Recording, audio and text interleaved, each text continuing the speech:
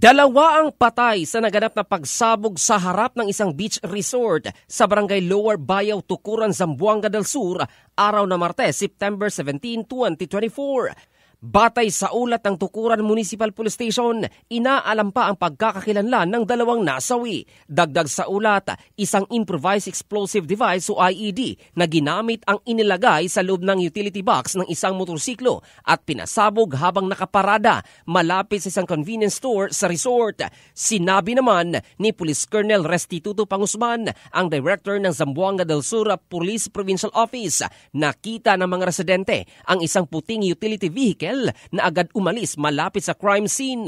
Na-recover naman ng mga otoridad ang bag na naglalaman ng ammonium nitrate, ilang metro ang layo mula sa lugar ng pagsabog, habang inaalam ang uri ng paputok na ginamit. Nagpapatuloy naman ang ginagawang investigasyon sa insidente upang malaman ang motibo at matukoy ang mga responsable sa naganap na pagsabog.